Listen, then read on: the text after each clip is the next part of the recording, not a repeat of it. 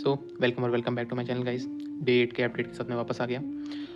आज का अपडेट ऐसा था कि आज का दिन कुछ बेटर था अगले पिछले कल के दिन से, काफ़ी बेटर था। मतलब मैंने कुछ अपना शेड्यूल बनाने का सोचा, शेड्यूल बना भी नहीं पाया। फिर मैंने कमेंट्स भी पढ़े थे और बहुत अच्छा लगा। मतलब जो कमेंट्स में मेरे को रिप्लाई मिले थे, उस कमेंट्स में भी बात हो रही थी। आशी ने भी कहा था और एंजल ने भी कहा था कि जो भी हम लोग शेड्यूल बनाते हैं दिन का, या फिर रोज़ शेड्यूल बनेगा, रोज़ टूटेगा, रोज़ शेड्यूल बनेगा, अगले दिन फिर शेड्यूल टूटेगा। मतलब हम लोग ये बता रहे थे वो लोग कि रोज़ शेड्यूल, और मैं भी उसको कंप्लीटली रिलेट कर सकता हूँ कि हम रोज़ शेड्यूल बनाते हैं पहली बात, फिर उस पर बेसिकली फिर उस पर ओवरवेलम हो जाते हैं कि अब इतना सारा कैसे कंप्लीट करेंगे, फिर ओवर थिंक करते हैं और ओवर थिंक करने के बाद में कोई प्रोग्रेस नहीं होती। मतलब यहाँ से ही शेड्यूल बनाने के बाद से ही हम सब कुछ गलत कर रहे होते हैं।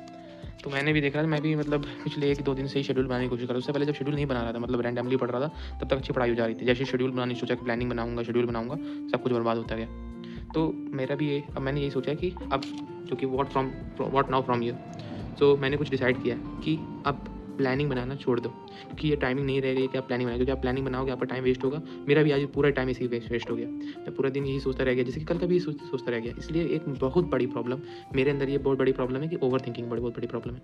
ये ओवर थिंकिंग जो है अंदर ही अंदर हम लोगों को खोखला कर दे रहा है, हमारी जो प्रोडक्टिविटी है सब कुछ खत्म कर दे रहा है। जैसे कि आप ये देखोगे कि आज भी मेरा जो आज का भी अगर काउंटिंग देखोगे तो यहाँ पर ये 2 घंटा 2 ही मिनट दिखा रहा है। इतना ही मैंने आज पढ़ पाया, इतना। मतलब इससे पहले भी एक टाइमर लगाया था, उतना पढ़ा था, और ये 2 घंटा पढ़ा था, और उसमें चैप्टर बहुत मिनिमल कंप्लीट हुए। तो मुझे अब कुछ समझ में नहीं आ रहा है कि कैसे कंप्लीट करना है, कैसे नहीं कंप्लीट करना है। और प्लानिंग मैंने कल भी बनाई थी, तो मैं उसमें ओवरवेल्म हो गया था कि इतना सारा कैसे कंप्लीट करूँगा। तो अब एक बेसिक फ्रेमवर्क लेके चलूँगा, और मैं आपको भी सजेस्ट करूँगा, अगर आप लोग मेरे साथ में वो बेसिक फ्रेमवर्क लेके चल सकते हो तो मतलब टेस्ट, एक मतलब कोई भी टेस्ट सीरीज़ आपको मिल जाएगी टेलीग्राम से। मुझे जो टेस्ट सीरीज़ मिली थी, मैंने रियल टेस्ट सीरीज़ को देखा।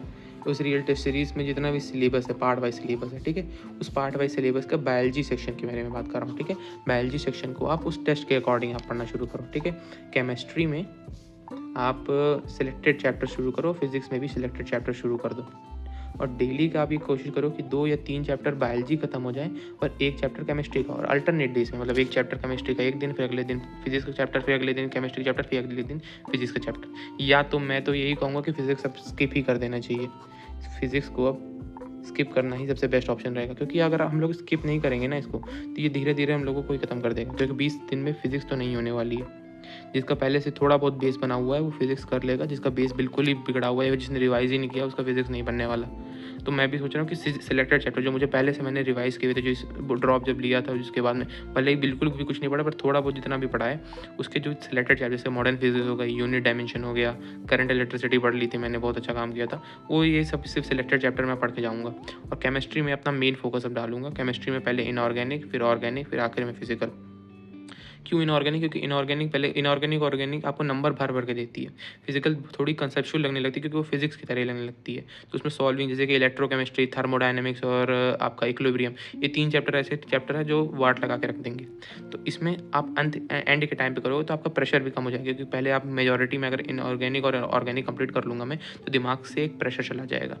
तो पहला पॉइंट मैंने कंप्लीट कर लिया कि आज का अपडेट कैसा रहा। दूसरा कि आप क्या करना है। तीसरा, मैं आप लोगों से पूछना चाहता हूँ कि एक क्वेश्चन मेरा दिमाग में चल रहा था कि हम लोग मिल करके ऐसा क्या कर सकते हैं जिससे हम दोनों की, जो भी यहाँ से मुझे देख भी रहा है और मेरी भी प्रोडक्टिविटी जो है वो इंक्रीज़ हो जाए। मतलब हम लोग जो 4 घंटे या 6 घंटे पे हैं, वो सीधा या तो 8 घंटे पे चले जाएँ या तो 10 घंटे में चले जाएँ। उसके लिए कुछ सजेशंस मैं मांगता हूँ, और एक प्रोबेबल सिलेक्शन तो स्टडी विथ मी हो सकता है कि मैं 3-3 घंटे के स्लॉट्स में स्टडी विथ मी रखूँ, जिसमें 50-50 मिनट, जैसे मैंने इसको यहाँ पर फॉलो करता हूँ कि 50 मिनट का पढ़ाई, 10 मिनट का ब्रेक। 10 मिनट के ब्रेक में मोबाइल नहीं देखना है, क्योंकि अब मेरा उसके स्ट्रीम्स चलता रहेगा, तो मैं भी अपना मोबाइल यूज़ नहीं कर पाऊँगा, आप लोग भी अपना मोबाइल नहीं यूज़ कर पाओगे। तो उस 10 मिनट के टाइम पे आप कुछ भी कर सकते हो। पानी पीने के लिए चले जाओ, वॉशरूम यूज़ करने के लिए चले जाओ, मुँह धो लो, मेडिटेट कर लो, बैठे रहो, या तो थोड़ा बहुत नोट्स देख लो बस, लेकिन मोबाइल नहीं देखना है। बस ये शुरू करना चाहता हूँ।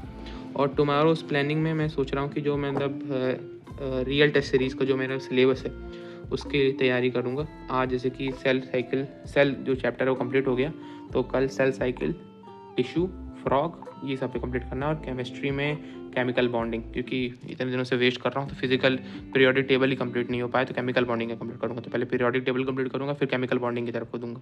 तो ये सब टारगेट है मेरा, और मैं जेन्युइनली चाहूँगा कि आप लोग अगर कोई ना कोई सजेशन दे सकते हैं जिससे हम दोनों की ही पढ़ाई बहुत अच्छी हो सके, हम दोनों की प्रोडक्टिविटी इंक्रीज़ हो सके वो, क्योंकि इस एंड के टाइम पे ओवर थिंकिंग सबसे बेकार है। और फ्यूचर की चिंता करना तो छोड़ ही दो, क्योंकि अगर आप सोचते रहोगे ना कि कैसे सिलेक्शन होगा, कैसे सिलेक्शन होगा, देखो 20 दिन में अगर 0 लेवल पे, तो हम दोनों को ही पता सिलेक्शन तो नहीं होने वाला।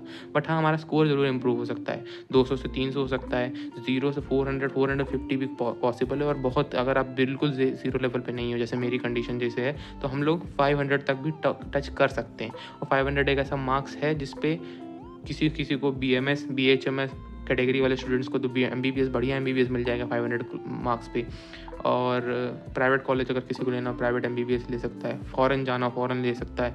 तो मेरा यही सजेशन है कि हम दोनों को ही अपना ओवर थिंकिंग को सबसे पहले ख़त्म करना पड़ता। Our own enemy is productivity.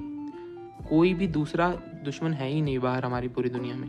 हमारा दुश्मन हमारे अंदर की ओवर थिंकिंग ही है, मेरा यही मानना है। इसलिए मैं आप लोगों से सजेशन लेता हूँ, क्या स्टडी विथ मी करना चाहिए या फिर क्या कुछ और करना चाहिए जिससे हम लोगों की प्रोडक्टिविटी इंक्रीज़ होती जाए।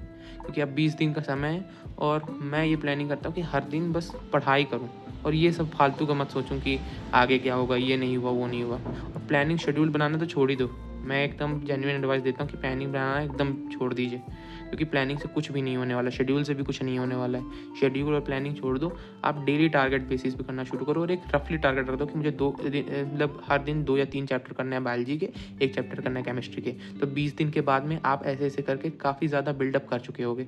तो मेरी तो एडवाइस यही होगी कि अगर आप लोगों के पास में अच्छे एडवाइस हैं, सजेशंस हैं, तो मैं हमेशा, मेरे कमेंट बॉक्स उसके लिए खुले हुए हैं, और मैं हमेशा ही आपके मतलब जितने भी सजेशंस होते हैं मैं पढ़ता ही हूँ। जैसे कि मुझे ज़हीद भैया का जो सजेशन मिला था, मैंने उसको देखा था, तो उसमें काफ़ी ज़्यादा हेल्प मिली थी मुझे। तो अब मैं थोड़ा थोड़ा उन्हीं को फॉलो कर रहा हूँ। तो इसी तरह के सजेशंस आप लोग मुझे दे सकते हैं। मेरे पास में कुछ सजेशन होंगे तो मैं ज़रूर आपको दूंगा। मुझे जब जब टाइम मिलता है, जब जब मैं पढ़ाई से थोड़ा बहुत ब्रेक लेता हूँ, या फिर जब जब ओवर थिंकिंग करता हूँ, तो मैं कमेंट सेक्शन में आके ही सबके रिप्लाई, सबको हार्ट, या फिर सबको सबके जितने भी एडवाइसेस उनको फॉलो करने की कोशिश करता हूँ। तो अपना ख्याल रखना, पढ़ाई करते रहना, और best of luck. Thank you.